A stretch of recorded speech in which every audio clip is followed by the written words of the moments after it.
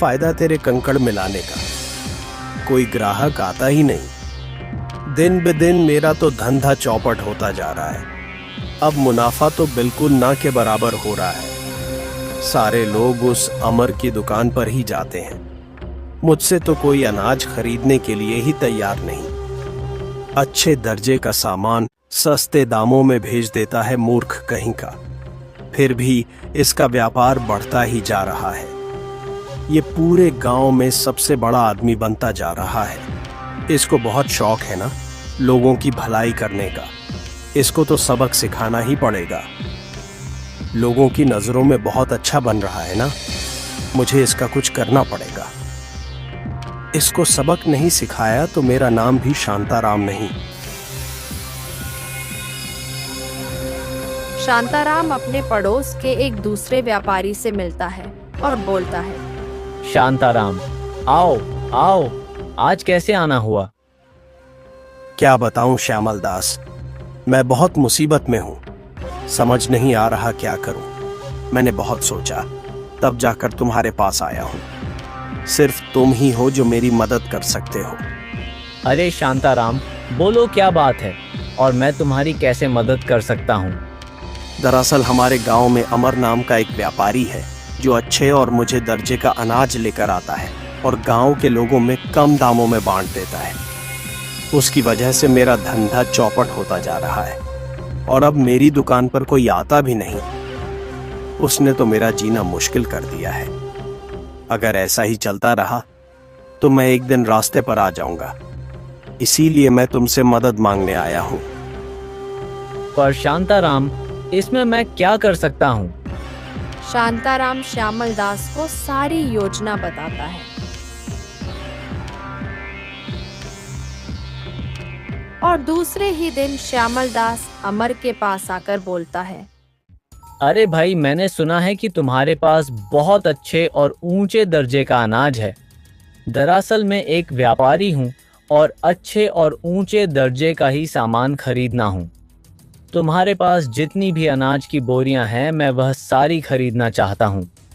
क्या तुम वह मुझे बेचना पसंद करोगे? मैं तुम्हें इसके अच्छे दाम दूंगा। अरे सेठ जी, कोई दिक्कत नहीं है, आप पूरा सामान खरीद सकते हो। ये बहुत अच्छी बात है। तो तुम सब सामान निकाल दो और मेरा आदमी पैसे लेकर शाम तक आ जाएगा। तब मैं तुम्हें पैसे दे दूंगा। ठीक है, मैं सामान एक जगह निकाल कर रख देता हूँ। जब तक आपका आदमी पैसे लेकर नहीं आता, मैं को सामान ले जाने नहीं दे सकता। एक तो मैं आपसे पहली बार मिला हूँ, मैं ऐसे ही किसी पर इतना भरोसा कैसे कर लूं? आप बुरा मत मानना, लेकिन आप भी मेरे जगह होते तो यही करते। अरे नहीं नहीं, आप बिल्कुल सही कह रहे हो। ऐसे किसी पर भरोसा करना भी नहीं चाहिए।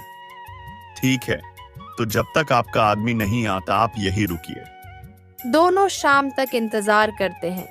फिर थोड़ी देर बाद शाम हो जाती है। मंदिर से घंटे की आवाज आने लगती है। तभी अमर बोलता है, तुम्हारा आदमी तो अब तक नहीं आया। भाई, मुझे मंदिर जाना होगा। भगवान की आरती का समय हो गया है। मैं भी चलता हूँ तुम्हारे साथ। इतना बड़ा सौदा कर रहे हैं, भगवान का आशीर्वाद भी मिल जाएगा। अच्छा ठीक है, चलो। रामू, तुम सामान का ध्यान रखना। अब ये इनकी अमानत है। यह सामान को छोड़कर कहीं मत जाना। मैं बस थोड़ी देर में मंदिर जाकर आता हूँ, तब तक तुम यही खड़े रहना। अमर अपने नौकर को यह बोलकर मंदिर चला जाता है।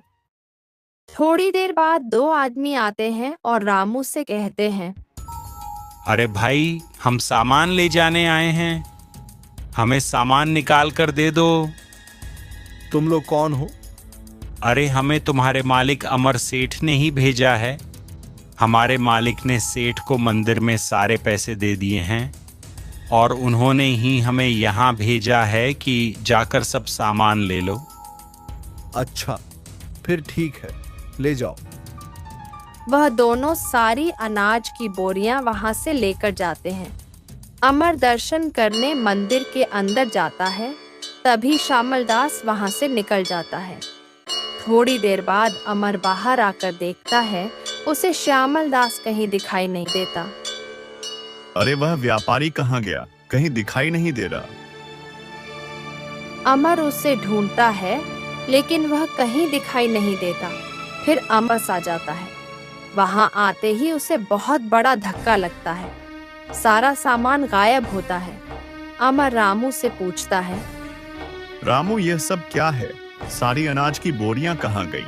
मालिक, आपने ही तो कहा था सारी बोरियां उन लोगों को देने के लिए। कौन लोग? मैंने कब कहा? तुम किसकी बात कर रहे हो? आपके मंदिर जाने के बाद यहाँ दोनों आए थे। उन्होंने कहा कि आपको आपके पैसे मिल चुके हैं और आपने ही तो उसे व्यापारी से सौदा किया था। उन्होंने कहा कि आपने ही बोरियां लेने के लिए भेजा है, इसीलिए मैंने उन्हें ले जाने दिया। हे भगवान, यह सब क्या हो गया? मैं तो लुट गया, बर्बाद हो गया। मैंने किसी आदमी को नहीं भेजा था और यहाँ तक कि जो व्यापारी मेरे साथ था वह भी मुझे कहीं नहीं मिला। यह सब उसने जानबूझकर किया था। उसने मुझे धोखा दिया है। इसका मतलब वह लूटने के इरादे से ही आया था और धोखे से मेरा सब सामान ले लिया। अब मैं क्या करूंगा? मेरे पास कुछ नहीं बचा। मुझे माफ कर दीजिए मालिक। मुझे नहीं पता था उन्होंने आपका नाम लिया, इसलिए मैं कुछ ना बोल सका। उस दिन से अमर के बुरे दिनों की शुरुआत हो जाती है। अब अमर के पास ना धन बचा है और ना ही अनाज। धीरे धीरे कर अमर पूरी तरह से कंगाल हो जाता है। एक दिन अमर शांताराम के दुकान पर जाता है। शांताराम जी, मुझे कुछ अनाज चाहिए था, लेकिन फिलहाल मेरे पास पैसे नहीं हैं। आप उधारी पर थोड़ा अनाज दे दोगे तो आपकी बड़ी मेहरबानी होगी। जैसे ही मेरे पास पैसे आएंगे मैं चुका दूंगा। अब आया न ऊंट पहाड़ के नीचे, और कर लो लोगों की सेवा। और लोगों की मदद करने का बहुत शौक था ना तुम्हें उसका ही यह सिला मिल रहा है। व्यापार करना तो आता नहीं और बड़े आए व्यापार करने। अब पता चला, मैंने सुना है कि तुम्हें किसी ने बुरी तरह से ठग लिया है। तुम भी कितने बड़े बेवकूफ हो। व्यापार करना तुम जैसे बेवकूफ की बस की बात नहीं है। छोटा मोटा कुछ काम करते तो यह सब नहीं होता, लेकिन नहीं, तुम्हें तो बड़ा शौक चढ़ा था लोगों की नजर में महान बनने का। लो, अब बन लो महान। और हां, मैंने उधार देना बंद कर दिया है। अगर अनाज चाहिए तो जाओ, पहले पैसे लेकर आओ, फिर तुम्हें अनाज मिलेगा। शांताराम अमर को बहुत खरी खोटी सुनाता है। अमर निराश होकर वहां से लौट जाता है। अमर गांव के दूसरे लोगों से भी मदद मांगता है, लेकिन कोई उसकी मदद नहीं करता। कुछ दिन बीत जाते हैं। अमर की पत्नी कहती है, देखा आपने गांव के लोगों को? जब उन्हें जरूरत थी तब आपने उन पर तरस खाकर मदद की। कभी किसी को किसी चीज के लिए मना नहीं किया। और आज देख लो, जब हमें जरूरत पड़ी है तब कोई हमारी मदद नहीं कर रहा। एक समय था लोग हमारी कितनी इज्जत करते थे। आज कोई हमारी इज्जत नहीं करता। यहाँ तक कि लोगों ने हमसे बात करना भी बंद कर दिया है। जब हम रास्ते पर निकलते हैं तो लोग मुंह फेर लेते हैं कि कहीं हम उनसे पैसे ना मांग लें। तुम चिंता मत करो ममता, मुझे ईश्वर पर बड़ा भरोसा है। सब ठीक हो जाएगा। शायद मुझसे कोई गलती हो गई होगी, मेरे ही कोई कर्म खराब रहे होंगे, इसलिए मुझे आज यह सजा मिल रही है। अगर दिन के बाद रात आती है तो रात के बाद सुबह भी आती है, और वह सुबह हमारी जिंदगी में जरूर आएगी। तुम चिंता मत करो, बस सब्र रखो। सब ठीक हो जाएगा। मैं कल ही काम की तलाश में गांव में निकल पड़ता हूं। देखता हूं, कहीं कोई काम मिल जाए तो कर लूंगा। यही सोचकर अमर काम की तलाश में निकल जाता है। उसी के गांव में एक धनवान आदमी घनश्याम के पास जाता है। घनश्याम भी अमर की तरक्की से जलने वालों में से एक था। वह अब अमर का मजाक उड़ाने में कोई कमी नहीं रखता। अरे अमर, सच में तुम्हारी हालत क्या से क्या हो गई। एक समय था जब तुम गांव के सबसे अमीर आदमी में गिने जाते थे।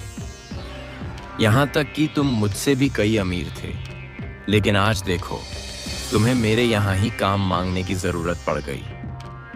किस्मत का खेल भी कितना निराला होता है ना। अमर को यह सुन बहुत बुरा लगता है। वह घनश्याम से कहता है, घनश्याम जी, जिसने किस्मत बिगाड़ी है वही संवारेगा।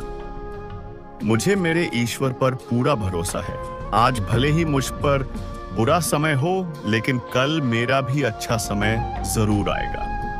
वह जिंदगी ही क्या जिसमें सिर्फ सुख ही सुख हो।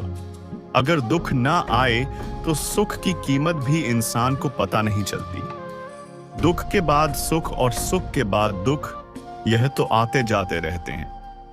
मुझे इस बात का कोई दुख नहीं। मैं सिर्फ अपने कर्मों पर भरोसा करने वाला आदमी हूं, और मुझे अपने कर्मों पर और ईश्वर पर पूरा भरोसा है कि यह दिन भी चले जाएंगे और फिर से मेरे अच्छे दिन आ जाएंगे। आप बस इतना बता दीजिए कि मेरे लायक आपके पास कोई काम है या नहीं। बड़े हिम्मतवान आदमी हो यार। इतना सब कुछ होने के बाद भी तुम्हें उम्मीद है। खैर, कोई नहीं। वैसे मुझे एक नौकर की जरूरत थी। तुम सही समय पर आए हो। तुम्हारी किस्मत अच्छी है जो मैं तुम्हें मेरे घर पर नौकर रख रहा हूं। छोटे मोटे काम रहते हैं। मेरी भैंसों का गोबर साफ करना, बकरियां चराना और घर के भी छोटे मोटे कामों में हाथ बटा देना, वह तुम कर सकते हो। बदले में मैं तुम्हें महीने के 300 रुपए तनख्वाह भी दूंगा। घनश्याम जी, केवल 300 रुपये तनख्वाह? भला 300 रुपये में मेरा घर कैसे चलेगा? मेरे बारे में भी कुछ सोचिए। अमर, तुम भूल रहे हो, तुम अब कोई व्यापारी नहीं रहे। अब तुम्हारी औकात केवल 300 रुपए की ही है। तुम कहीं के राजा नहीं हो जो मैं तुम्हें ज्यादा तनख्वाह दूं। अपनी हालत तो देखो। मैं तुम्हारी औकात के हिसाब से ही तुम्हारी तनख्वाह दे रहा हूं। तुम्हारी जगह कोई और होता तो मैं उसे 200 रुपए ही देता। फिर भी मैंने तो तुम्हें 200 रुपए ही दिए। 300 कहाँ है, और वह भी तुम्हें कम लग रहे हैं तो ठीक है, मत करो काम। मुझे लोगों की कोई कमी नहीं है। मैं किसी और को रख लूंगा। अमर मरता क्या न करता। वह 300 रुपए तनख्वाह हमें मान जाता है और वही काम करने लगता है। कुछ दिन बीत जाते हैं। एक दिन घनश्याम अमर को बुलाकर कहता है, अमर, इसमें कुछ पैसे हैं जो दूसरे गांव के एक सेठ को देने हैं। तुम यह पैसे उन सेठ तक पहुंचा दो, और याद रखना, यह काम बहुत सावधानी से करना। अगर कोई भी भूल हुई तो मुझसे बुरा कोई नहीं होगा। मेरा भरोसेमंद आदमी यहां नहीं है, इसलिए मैं यह काम तुम्हें सौंप रहा हूं। क्योंकि तुम नेक और शरीफ हो, मैं तुम पर भरोसा कर सकता हूं। कोई भी लापरवाही मत करना। ठीक है घनश्याम जी, आप निश्चिंत रहिए, मैं देकर कर आता हूं। अमर वह पैसों की पोटली लेकर निकल पड़ता है। सेठ का गांव बहुत दूर होता है। अमर चलते चलते बहुत थक जाता है और एक पेड़ के नीचे रुक जाता है। थोड़ी देर आराम कर लेता हूं। मेरे पर बहुत दर्द करने लगे हैं। अब तो मुझे चला भी नहीं जा रहा। थोड़ी देर आराम करूंगा तो अच्छा लगेगा। अमर थोड़ी देर आराम करने के लिए लेट जाता है, लेकिन उसकी आंख लग जाती है। थोड़ी देर बाद जब अमर उठना है, हे भगवान, मेरी आंखों कैसे लग गई, मुझे तो पता ही नहीं चला। और पोटली, हे भगवान, मेरी पैसे की पोटली कहां गई? कहीं किसी ने चुरा तो नहीं ली? यह मैंने क्या कर दिया? यह मुझे कैसी गलती हो गई? घनश्याम तो मुझे जिंदा नहीं छोड़ेगा। अब मैं उसे क्या जवाब दूंगा? वह तो मुझे मार ही डालेगा। गलती मेरी ही है, उसने तो मुझ पर भरोसा करके मुझे यह काम दिया था। और मैंने क्या किया? मेरी मति मारी गई थी जो मैं यहां आराम करने रुक गया। मेरी किस्मत ही खराब है। पता नहीं मेरी जिंदगी से यह सारी मुसीबतें कब जाएगी। एक के बाद एक समस्या आती ही जा रही है। क्या करूं? अब मुझे तो वापस लौटना ही पड़ेगा। कुछ भी हो, मुझे घनश्याम का सामना करना ही पड़ेगा। अमर बहुत चिंतित होकर वापस लौट जाता है। घनश्याम उसे देखकर बोलता है, अरे ये क्या, तुम इतनी जल्दी वापस कैसे आ गए? घनश्याम जी, दरअसल मैं सेठ के गांव तक गया ही नहीं। क्या बोल रहे हो?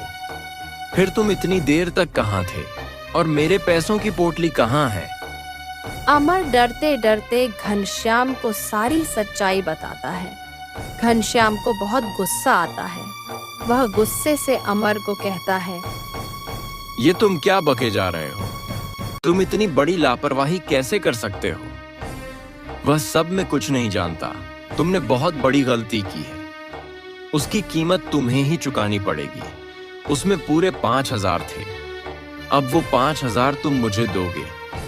मुझे अभी की अभी मेरे पैसे वापस करो। घनश्याम जी, मैं इतने पैसे कहां से लाऊंगा? आप तो मेरी हालत जानते हो। मैं तो आपके यहाँ 300 रुपए महीने से काम कर रहा हूँ। इतनी बड़ी रकम मैं कैसे झूठा पाऊंगा? मेरे पास अभी इतने पैसे नहीं है, लेकिन मैं आपसे वादा करता हूँ, जब भी मेरे पास पैसे आएंगे मैं आपको चुका दूंगा। मुझे माफ कर दीजिए घनश्याम जी। तुझे माफ कर दूं? बिल्कुल भी नहीं। एहसान फरामोश। मैंने तुझ पर एहसान करके तुझे काम पर रखा और तूने मेरे साथ यह किया। इतना बड़ा नुकसान।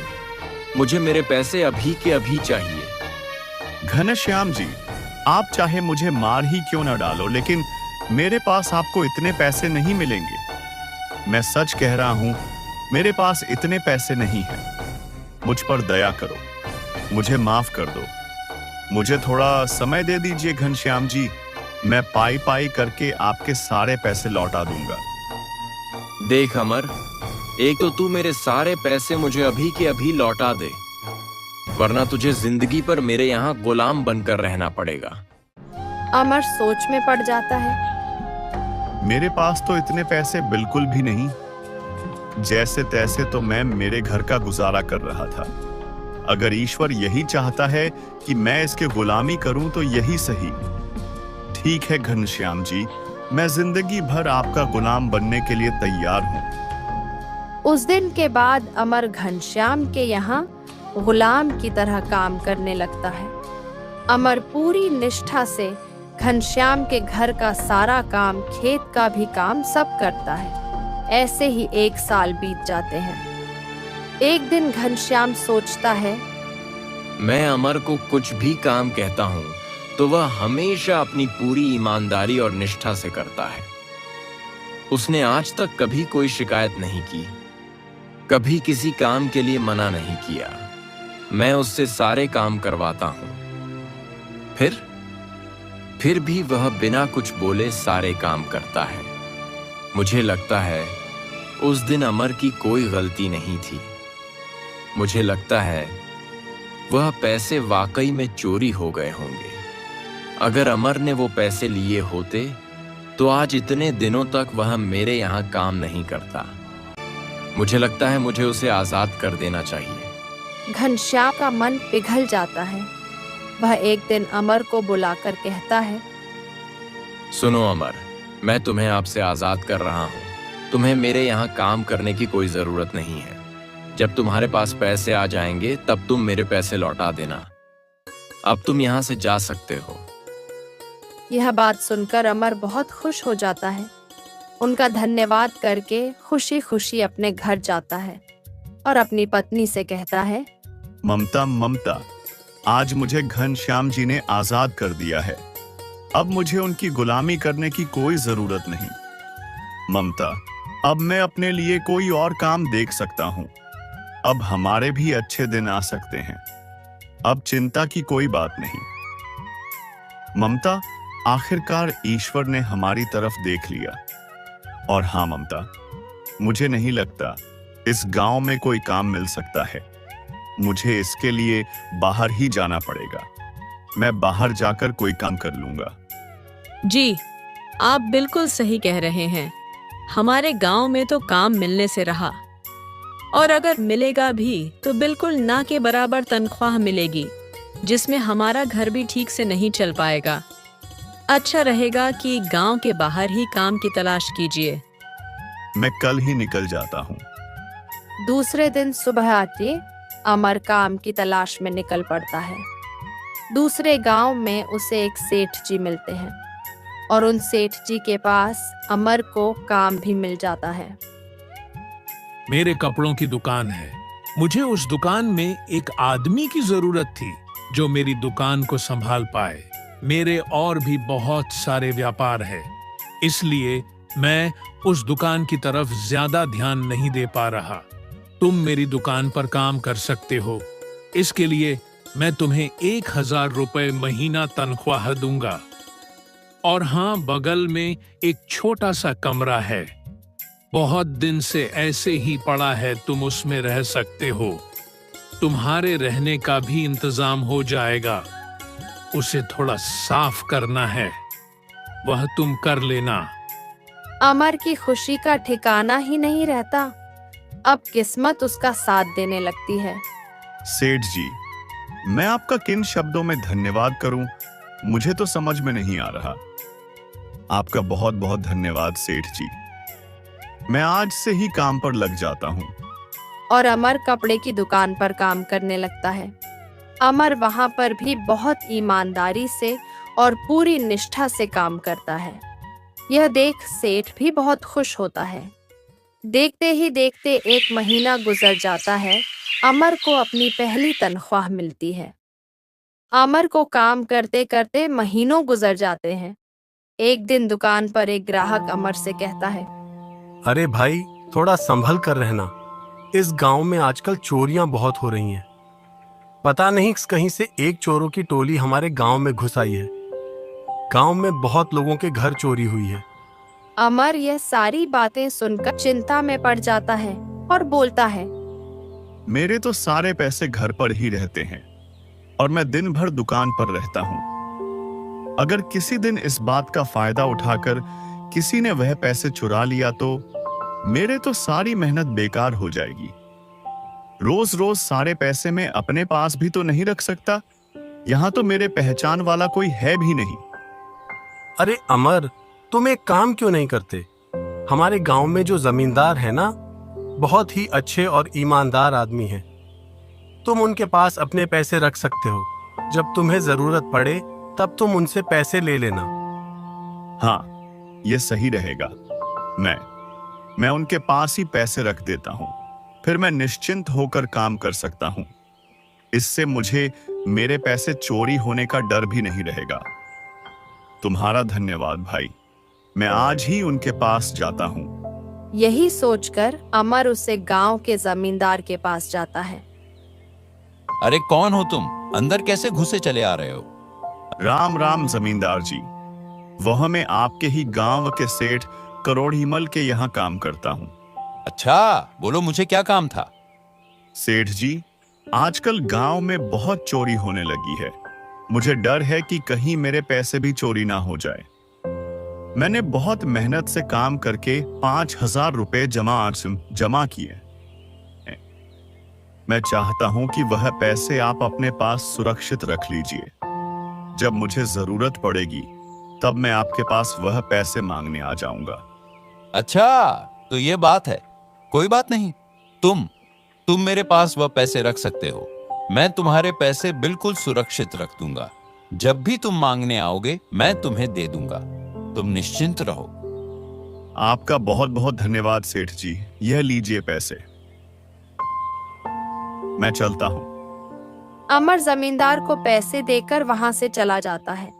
महीने बाद अमर सोचता है, मुझे अब बस अपने गांव लौट जाना चाहिए। इतने पैसे तो हो ही गए हैं कि मैं अपना अच्छा सा व्यापार शुरू कर पाऊंगा। अब मुझे नहीं लगता मुझे यहाँ रुकना चाहिए। एक काम करता हूँ, जमींदार जी से अपने पैसे ले लेता हूँ और कल ही अपने गांव के लिए निकल जाता हूँ। यही सोचकर अमर जमींदार के पास अपने पैसे मांगने जाता है। सेठ जी, मैं कल अपने गांव जा रहा हूँ। आपके पास मेरे 5,000 हैं, वह मुझे दे दीजिए। तुम कौन हो और कैसे पैसे? अरे सेठ जी, आप भूल गए क्या? मैंने उस दिन आपके पास पैसे रखे थे, पूरे 5,000 दिए थे, याद करिए। कौन से पैसे? और तुम हो कौन? मैं तो तुम्हें पहली बार मिल रहा हूँ। बड़ा आदमी देखा नहीं तो आ गए पैसे निकालने। निकलो यहाँ से, पता नहीं कहाँ कहाँ से आ जाते हैं। अमर को यह सुन बहुत बड़ा धक्का लगता है। अमर बोलता है, ऐसी बातें मत करिए सेठ जी, मेरी बहुत मेहनत की कमाई है। मेरे साथ ऐसा मत कीजिए, कृपया मेरे पैसे मुझे वापस दे दीजिए। अरे ये क्या अजीब जबरदस्ती है? जब मैं कह रहा हूँ मैं तुम्हें नहीं जानता, क्यों मेरे पीछे पड़े हो? यहाँ से निकलते हो या अपने आदमियों को बुलाकर तुम्हारी पिटाई करवाऊं? तभी तुम मानोगे। चुपचाप यहाँ से निकल, नहीं तो दोनों पैरों पर चलने लायक नहीं रहोगे। यह गलत है, सरासर धोखा है। तुमने मुझे धोखा दिया है। मैंने तुम्हें ईमानदार समझकर तुम्हारे पास पैसे रखे थे और तुम सीधा मुझे पहचानने से मना कर रहे हो। सेठ की याद रखना, ऊपर वाला सब देख रहा है। अच्छा, तुम्हारे पास कोई सबूत है कि तुमने मुझे पैसे दिए थे? कोई लिखित में सबूत हो तो लेकर आओ। मैंने तुम्हें कुछ लिख कर दिया हो तो बोलो, साबित करो खुद कि तुमने मुझे पैसे दिए थे। यही तो मुझसे गलती हो गई। मैंने तुम पर भरोसा किया और तुम्हारे पास पैसे रख दिया। तुमसे लिखित में कोई सबूत नहीं मांगा। तुम इसी बात का फायदा उठा रहे हो ना? याद रखना सेठ, ऊपर वाला एक दिन जरूर न्याय करता है। तुम बच नहीं पाओगे। तुम्हें मेरी हाय लगेगी, बद्दुआ लगेगी। तुमने मेरी मेहनत की कमाई खाई है। ऊपर वाला तुम्हें सुख से जीने नहीं देगा। अरे जाओ जाओ, पहले कोई सबूत लेकर आओ फिर बात करना। और हाँ, कोई सबूत ना होना तो फिर से मेरे दरवाजे पर पैर रखने की जुर्रत मत करना। अब निकल चल यहाँ से। अमर निराश होकर वहां से लौट जाता है। तभी रास्ते में उसे वही व्यापारी मिलता है जो अमर का सारा अनाज लेकर भाग गया था। वह अमर को देखते ही बहुत खुश हो जाता है और बोलता है, अमर, तुम यहाँ, मैं तुम्हें बता नहीं सकता। मैं तुम्हें देखकर आज कितना खुश हूँ। मैंने तुम्हें कहाँ कहाँ नहीं ढूंढा। मुझे माफ़ कर देना अमर, मैंने तुम्हारे साथ बहुत बुरा किया। मुझे मेरे गलती का एहसास हो गया है। मैंने तुम्हारे उस अनाज से बहुत पैसे कमाए, बहुत बड़ा व्यापार किया। लेकिन सचमुच ऊपर वाले की लाठी जब चलती है तो उसमें आवाज़ नहीं होती। मुझे एक गंभीर बीमारी ने घेर लिया है अमर, जिसे डॉक्टर ने भी नाइलाज बताया है। यह मेरी किए की सज़ा है। मैंने तुम जैसे ईमानदार और सच्चे नेक दिल वाले के साथ बहुत बुरा किया। मुझे शायद ऊपर वाला इस बात की ही सज़ा दे रहा है। मुझे माफ़ कर देना अमर, मैं उस दिन से लेकर आज तक तुम्हें ढूंढ रहा हूँ, लेकिन मुझे तुम्हारा पता किसी ने नहीं बताया। मैं तुमसे मिलकर तुम्हारी अमानत तुम्हें लौटाना चाहता था, तुमसे माफ़ी मांगना चाहता था। तुम्हें यह सब तब सोचना चाहिए था जब तुमने मेरे साथ धोखा किया। तुम्हारे धोखे की वजह से न जाने मुझे क्या क्या दुख देखना पड़ा। शायद तुम उस वक्त भूल चुके थे कि ऊपर वाले की अदालत में एक न एक दिन न्याय जरूर होता है। देर से ही सही, लेकिन न्याय होता है। खैर छोड़ो, तुम्हें तुम्हारी किए की सजा मिल चुकी है। अमर, तुम मेरे साथ चलो, मैं तुम्हें तुम्हारी अमानत लौटना चाहता हूँ। वह आदमी अमर को अपने साथ लेकर जाता है और उसे पैसों से भरा एक बैग देता है और बोलता है, अमर, यह सारे पैसे तुम्हारे हैं। तुमसे अनाज चुराकर मैंने उन्हें शहर में ऊंचे दामों में बेचा और उससे जो पैसे मिले उससे कई व्यापार किए। मुझे बहुत मुनाफा हुआ, लेकिन फिर मुझे बीमारी ने घेर लिया। अमर, मेरा इस दुनिया में कोई नहीं है। मेरी पत्नी भी मुझे छोड़कर जा चुकी है। अब मेरा कुछ नहीं रहा। सारे धन का मैं क्या करूंगा? यह सब तुम्हारा है। इस पर तुम्हारा ही अधिकार है, मेरा नहीं, क्योंकि यह सब मैं तुमसे अनाज चुरा कर ही कमाया था। यह सब तुम लेकर जाओ और हो सके तो मुझे माफ कर देना। श्यामल दास, देर से ही सही, लेकिन तुम्हें अपनी गलती का एहसास तो हुआ, यही काफी है। और तुम चिंता मत करो, ऊपर वाले पर सब छोड़ दो। अगर उन्होंने चाहा तो तुम्हारी बीमारी पूरी तरह से ठीक हो जाएगी। अमर, सच में तुम दिल के बहुत साफ और अच्छे हो। वैसे अमर, तुम इस गांव में क्या कर रहे थे? अमर उसे सारी बातें बताता है। फिर श्यामल दास कहता है, उस सेठ को अपने किए की सजा जरूर मिलनी चाहिए। उसने भी वही गलती की है जो मैंने की थी। अमर, मैं तुम्हारी मेहनत की कमाई ऐसे जाने नहीं दूंगा। तुम चिंता मत करो, मैं उससे तुम्हारे सारे पैसे लेकर रहूंगा। मुझे एक मौका दो अमर, कि मैं अपने गलती को सुधार सकूं और उस सेठ को भी सबक सिखा सकूं। नहीं श्यामल दास, रहने दो। उस सेठ को तो ईश्वर ही देख लेगा। मुझे एक मौका दो, मैं तुम्हारे लिए करना चाहता हूँ। मुझे उस सेठ को सबक सिखाना है जिसने तुम्हारे साथ गलत किया है, और उसने तुम्हारे ही साथ नहीं और भी तुम्हारे जैसे लोगों के साथ ऐसा किया होगा और आगे भी करेगा। इसलिए उसे सबक सिखाना बहुत ज़रूरी है, और मैं वादा करता हूँ मैं उससे तुम्हारे सारे पैसे निकलवा दूंगा। ठीक है, वैसे तुम क्या करोगे? श्यामल दास अमर को अपनी योजना बताता है। फिर श्यामल दास उस सेठ के पास जाता है और बोलता है, जमींदार जी, मैं पड़ोस के गांव में जा रहा था और मेरे पास बहुत सारे सोने के सिक्के हैं। मुझे वह अपने साथ ले जाना सही नहीं लग रहा। आप तो जानते हैं आजकल गांव में बहुत चोरियां हो रही हैं। इसलिए मैंने सोचा कि आपके पास संभाल कर रख दूं। क्या आप कल तक ये सिक्के अपने पास रख सकते हैं? मैं कल आपसे लेकर जाता हूँ। सोने के सिक्के सुनकर जमींदार के आंखों में चमक आ जाती है। वह बहुत खुश हो जाता है। हाँ हाँ, क्यों नहीं, बिल्कुल, तुम मेरे पास रख सकते हो। मैं संभाल कर रख दूंगा। तुम जब आओगे तब मैं तुम्हें दे दूंगा। तभी वहां पर अमर आ जाता है।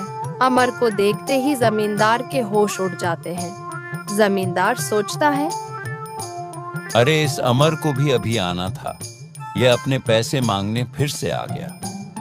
अगर इनके सामने अमर पैसे मांगेगा तो मेरी सच्चाई सामने आ जाएगी, और यह आदमी मेरे पास सोने के सिक्के कभी नहीं रखेगा। मुझे इसके पैसे लौटाने होंगे, नहीं तो सोने के सिक्के हाथ से जाएंगे। अरे अमर, मैं तुम्हारा ही इंतजार कर रहा था। मुझे माफ कर देना, और मैं कल तुम्हें पहचान ही नहीं पाया। पता नहीं मुझे क्या हो गया था। शायद चल ठीक से सोया नहीं, इसीलिए ऐसा हुआ होगा। तुम जरा रुको, मैं तुम्हारे पैसे अभी ला कर देता हूँ। और वह सेठ अमर को उसके सारे पैसे लौटा देता है। और फिर अमर चुपचाप वहां से चला जाता है। और श्यामल दास का एक आदमी वहां पर आकर श्यामल दास से बोलता है, अरे सेठ जी, आप जिसके पास जा रहे थे ना, वह काम आज नहीं हो पाएगा। और सेठ जी तो कहीं बाहर गए हुए हैं। आपको कहीं जाने की कोई जरूरत नहीं, वापस चलिए। अच्छा, फिर तो मुझे वापस ही लौटना पड़ेगा। जमींदार जी, मैं चलता हूँ। अब मुझे ये सिक्के आपके पास रखने की कोई जरूरत नहीं है। ऐसा बोलकर श्यामल दास वहां से चला जाता है। जमींदार सोचता है, हे भगवान, यह क्या हो गया। सोने के सिक्के भी हाथ से गए और 5,000 रुपए भी गए। सोने के सिक्के के लालच में मैंने उस अमर के 5,000 रुपए भी लौटा दिए। फिर अमर खुशी खुशी श्यामल दास का धन्यवाद कहकर वहां से अपने गांव की ओर चल देता है। और घर जाकर ममता को सारी बातें बताता है। ममता भी इतना सारा धन देखकर बहुत खुश हो जाती है। एक बार फिर से अमर गांव में बहुत बड़ा व्यापार करने लगता है और गांव में सबसे धनी आदमी बन जाता है।